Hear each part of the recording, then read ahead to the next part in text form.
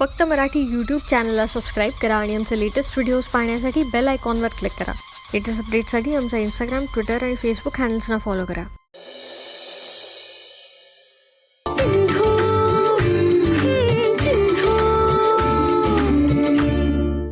तुम्ही गैरसमज करून घेताय. मी खरंच असं काही गैरसमज आतापर्यंत झाला होता ग, आता तो दूर झाला. मी आश्रित आहे हे तुम्ही सिद्ध करून दाखवलंय. पण मुलांसाठी जगते असं म्हणतेस ना तू, मग त्यांच्या भविष्याचा तरी विचार कर. पण माझी एक अट आहे. सांग. विम्यासाठी जी काही गुंतवणूक लागणार आहे ती तुमच्या पैशांनी करायची नाही.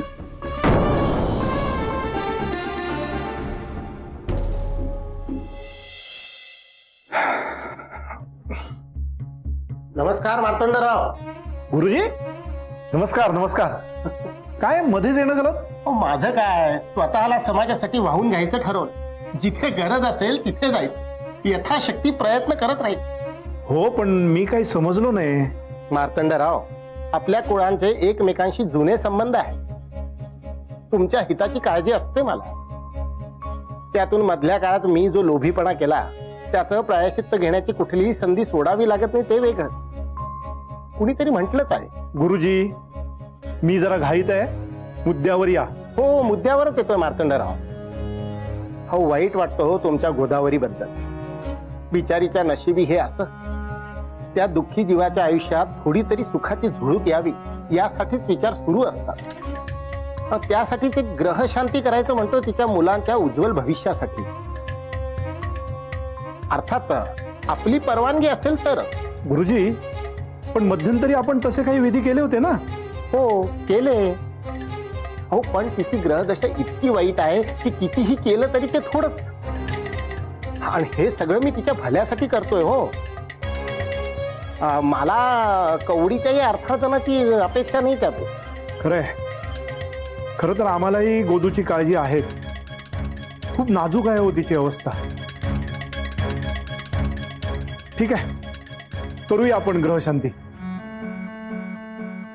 मी गोदावरीला भेटून येऊ का एकदा, म्हणजे तिच्या मनात काय तेही समजेल. म्हणजे परस्पर आपणच सगळं ठरवल्यासारखं वाटणार नाही ना, म्हणून म्हटलं. चालेल, येतो. गोदावरीला भेटायला चाललो. तुमच्या तीर्थरूपांची परवानगी घेतली हो. हा माणूस तिथे काय करतोय आणि गोदूताईला भेटायची परवानगी का दिली तुम्ही त्याला?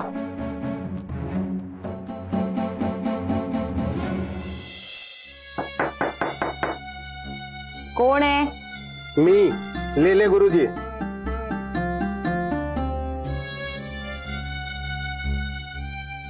गुरुजी या ना, या आत या.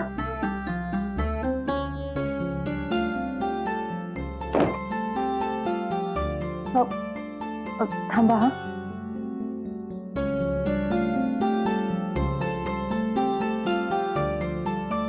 बसा.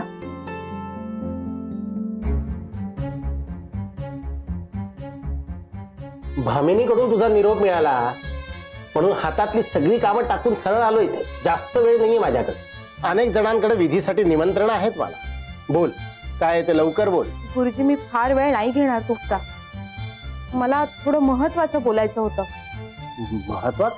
ज्यांच्या जीवाला धोका आहे असं तुम्ही जेव्हा म्हणाला होतात तेव्हा हेही सांगितलं होतं की कुणाचं तरी प्राक्तन माझ्या आयुष्याशी जोडलं गेलंय. असं म्हणालो होतो मी? आठवत नाही मला ते. त्या व्यक्तीचं नाव मला तुम्ही सांगू शकाल? कोण? मी सांगू? मी तर बोंदू ना ग.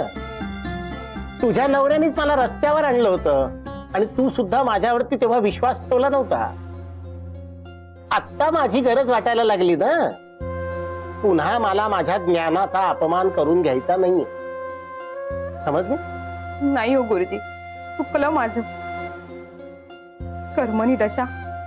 तुमच्यावर विश्वास ठेवला नाही याची आयुष्यभराची शिक्षा भोगते हो मी. यापुढे असं नाही करणार. मी हवं तर पाया पडते हो तुमच्या. तुमच्या शब्दाबाहेर मी यापुढे कधीही जाणार नाही गुरुजी. मला मला फक्त त्या व्यक्तीचं नाव सांगा. हे दुःख आता माझ्याच्याने नाही सहन होत हो. ठीक आहे, तू माझ्याशी कसंही वागलीस तरी मी नेहमी तुझ्या भल्याचाच विचार केला. तुझ्यासाठी एवढं नक्कीच करू शकतोय. तुझ्या आयुष्याचं प्राक्तन ज्या व्यक्तीशी जोडलेलं आहे ती व्यक्ती म्हणजे गुरुजी सांगा ना, कोण आहे ती व्यक्ती? ती व्यक्ती तुझ्याच घरातली कुणीतरी आहे.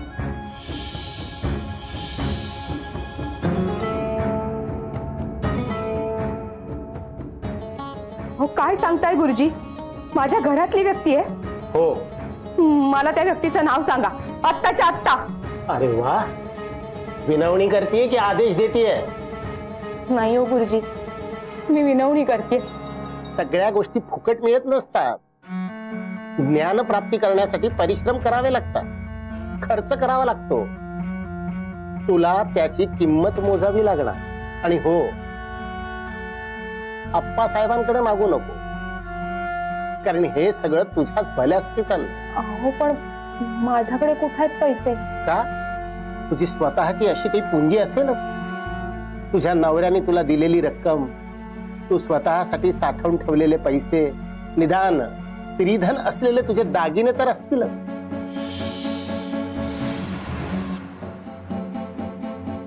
हो, म्हणजे दागिने आहेत, 5-6 तोळे असतील. तुझ्या नवऱ्यामुळे माझी वाताहत होती. ते नुकसान भरून काढण्यासाठी मला पैशाची गरज आहे. ते दागिने तू मला दे, मग मी तुला त्या व्यक्तीचं नाव सांग. अहो पण गुरुजी, मी ते सगळे दागिने माझ्या मुलांच्या भविष्यासाठी ठेवलेत हो. जर तुझंच भविष्य सुरक्षित नाहीये तर त्यांच्या भविष्यासाठी गुंतवणूक करून काय मिळणार आहे तुला? दागिने दिलेस तर त्या व्यक्तीचं नाव समजेल तुला. तुझ्या मुलांच्या भरभराटीसाठी काही विधी करेन. ते दागिने तू मला दे. बघ, निर्णय तुझा आहे, त्यानंतरच मी तुला त्या व्यक्तीचं नाव सांगेन. हे फक्त तुझ्या माझ्यातच ठेव. गावभर बोभाटा करू नको, नाहीतर कुठल्याही विधीचा योग्य उपयोग होणार नाही. लक्षात ठेव.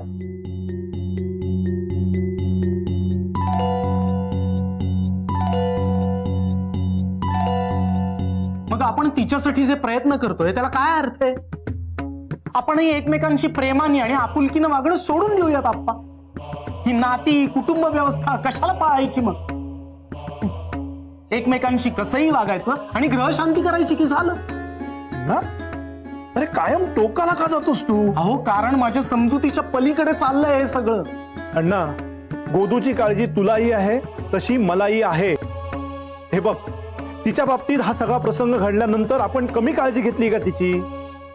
पण तिची दुःख कमी झाली आहेत का? नाही ना.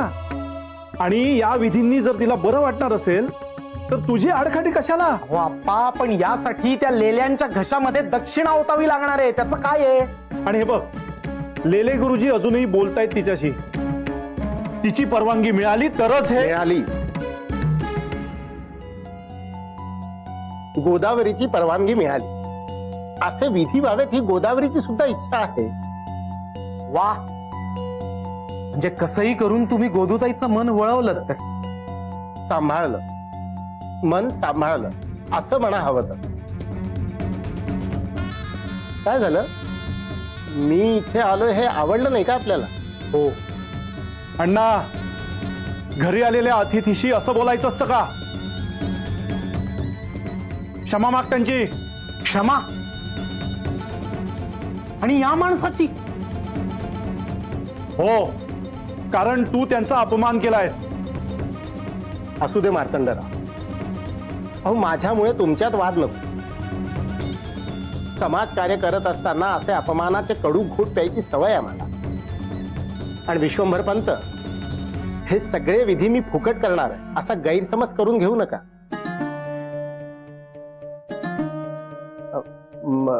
काहीतरी गडबड म्हणजे, अहो मला असं म्हणायचं होतं की हे सगळे विधी मी फुकट करणार आहे, कुठलाही स्वार्थ न ठेवता, असं मला म्हणायचं होतं. तुम्ही कुठलाही गैरसमज करून घेऊ नका. मार्तंडराव, येतो. पुढचं काय ठरतंय ते सगळं कळवतो मी तुम्हाला.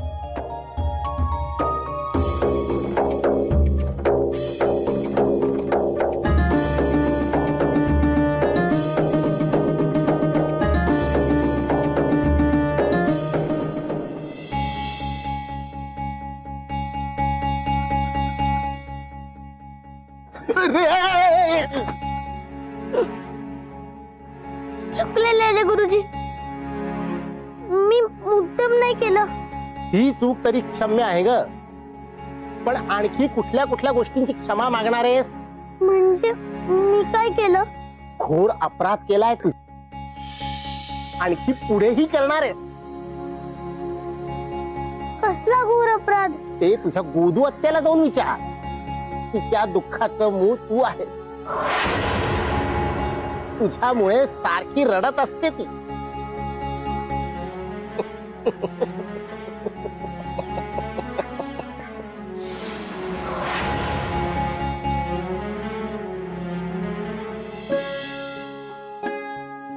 तुझ्या आयुष्याचं प्राक्तन ज्या व्यक्तीशी जोडलेलं आहे ती व्यक्ती म्हणजे दीदी सांगा ना, कोण आहे ती व्यक्ती? ती व्यक्ती तुझ्याच घरातली कोणीतरी आहे.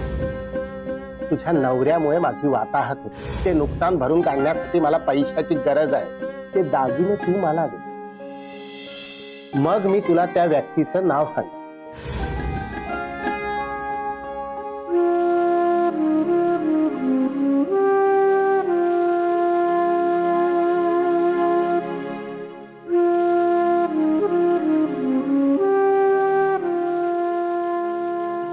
आई, ए आई, अगं आई, आमचा सगळा अभ्यास झालाय.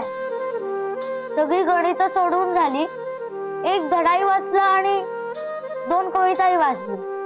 आई, तू सांगितलेलं सगळं केलं आम्ही. आता जाऊ का ग खेळायला? खेळायला जायचंय तुम्हाला? अरे कार्ट्यानो, आत्ताच तुमचे बाबा गेले. तुमच्या काकांनी त्यांचा खून केला. हे सगळं कशामुळे झालं माहितीये तुम्हाला? कुणाची तरी ग्रहदशा माझ्या प्राक्तनाला बांधली गेली ना, म्हणून झालंय हे. आणि ती बाहेरची नाही, कुणीतरी घरातलीच व्यक्ती आहे. आयुष्याचा खेळ झालाय माझ्या, आणि तुम्हाला बाहेर खेळायला जायचं सुचतंय?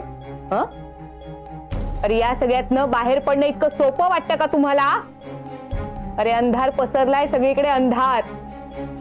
आणि या अंधारातून बाहेर पडणं इतकं सोपं वाटतं तुम्हाला?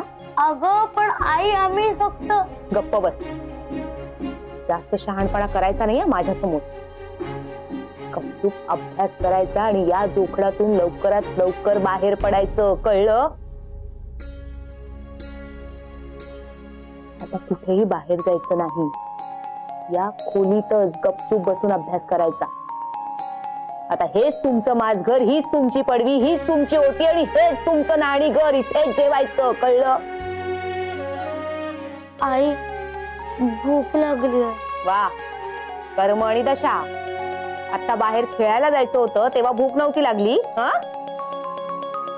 आणते मी काहीतरी जेवायला. पण या खोलीच्या बाहेर अजिबात जायचं नाही, नाही तर तंगड्या तोडून ठेवे ना दोघांच्या मी. त्यापेक्षा मी बाहेरून कडीच लावून जाते कशी.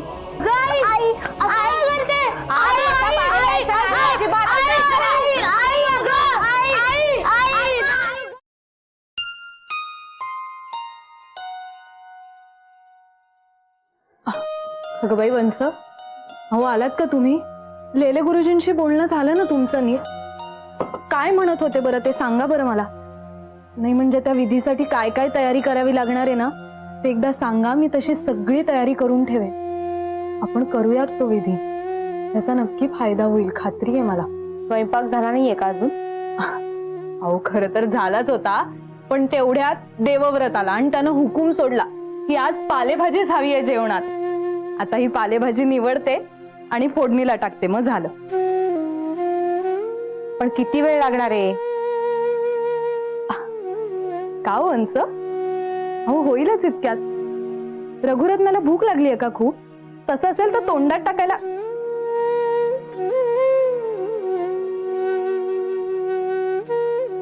अगं बाई, परत चिडल्या वाटतं. आता काय चुकीचं बोलले मी? वंस,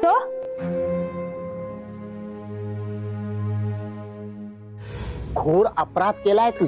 कसला घोर अपराध? ते तुझ्या गोदू आत्याला जाऊन विचार. तिच्या दुःखाचं मूळ तू आहे.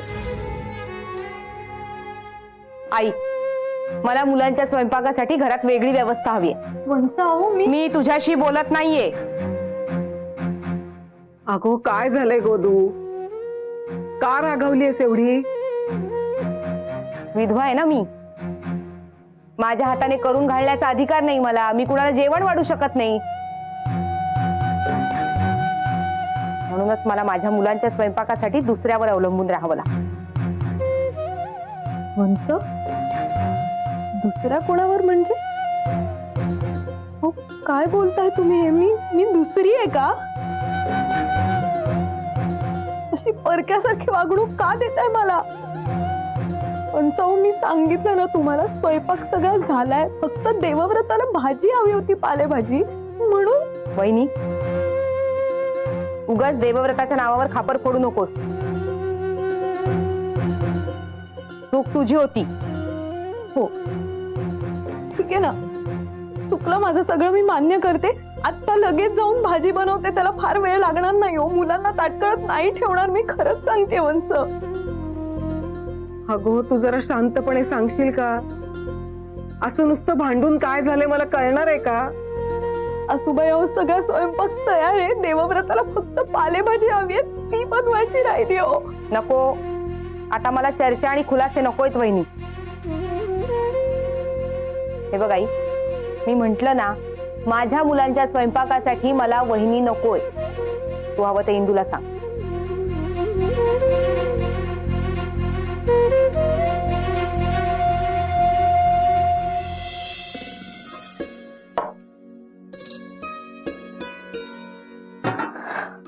रघु, अजून किती वेळ?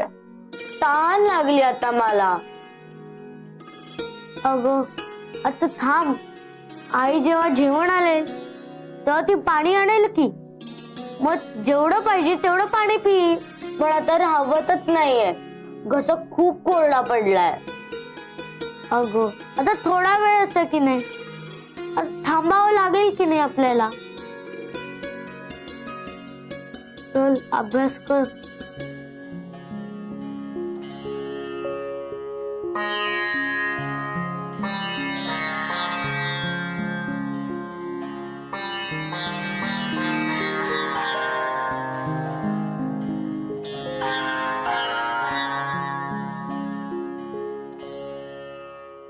आईने तर दरवाजाची कडी बाहेरूनच लावली आहे.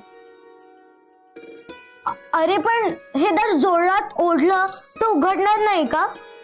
काहीतरी वेड्यासारखं बडबडू नकोस. एक तर मला काही सुचत पण नाहीये. आपण जोर जोरात हाका मारायचा का? चल. कोणी आहे का? दार उघडा. कोणी आहे का? दार उघडा ना. कोणी आहे का? कोणी आहे का? दार उघडा ना. अरे उघडा ना. अरे उघडा. कोणी आहे का? दार उघडा ना. आओ उघडा. तुम्हाला इथे कोणी कोंडून ठेवलं? आईनी. कालपासून आई जरा जास्तच कठोर झाली. इथेच अभ्यास करायला सांगते, इथेच जेवण घेऊन येते असं पण म्हटली. हो ना, त्यात आम्हाला दोघांना अभ्यासाचा कंटाळा. त्यात आई अशी वागते. तुम्ही काळजी करू नका, मी घेईन तुमचा अभ्यास. तसे मी अर्जुनचा अभ्यास घेते आणि तो तर पुढच्या हप्त्यात आहे ना. आणि तुमचा अभ्यास घेणं तर खूपच सोपं आहे. चालेल. बरं, आता पुस्तकं काढा. कुठला धडा शिकवू की गणित करायचं? नाही नाही, आता नको अभ्यास. आता या खोलीत बसून बसून कंटाळा आला. आपण थोडा वेळ आई येईपर्यंत खेळायचं का अंगणात? अरे पण आईने तर आपल्याला इथेच थांबायला सांगितलंय, नाहीतर ती रागवेल आपल्यावर. आणि तसंही आता जेवायची वेळ आहे. अगं आई यायला वेळ लागेल. ती येईपर्यंत आपण खेळूया. म्हणजे खेळलं की आपल्याला भूक पण जास्त लागेल. हो चालेल ना सिंधू. हो पण रत्ना तुला तर पाणी प्यायचं होतं ना. जाऊ दे पी नंतर. चला खेळायला. चला चल का सिंधू चल.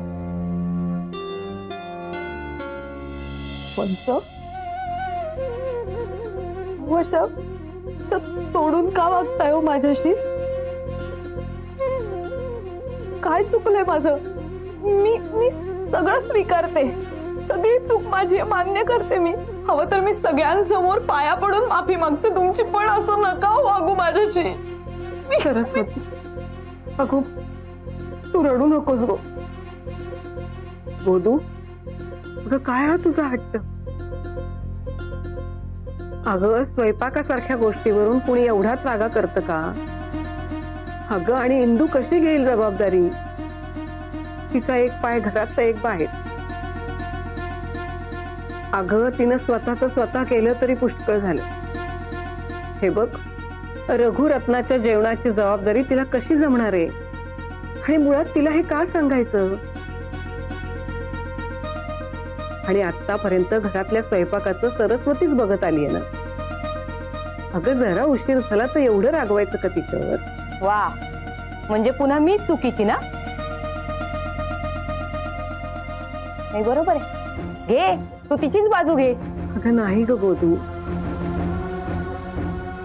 मी कुणाची बाजू घेत नाही. तुम्ही दोघी माझ्या मुली आहात म्हणून हक्कानं सांगते. हो हो ना. पण मुलीपेक्षा आता सून जास्त लाडाची झाली तुला. गोदू हे बघ जरा जास्तच होत आहे तुझं आता. वड्याचं तेल वांग्यावर काढू नकोस. अगो सरस्वती फक्त आमचीच नव्हे तुझी सुद्धा लाडकी बहिणी आहे ना ग. अगो जीवाभावाची मैत्रिणी तुझी ती. हक्कानं मन मोकळं करायला आमच्यापेक्षा तीच जास्त जवळची वाटत होती ना तुला. आठव जरा.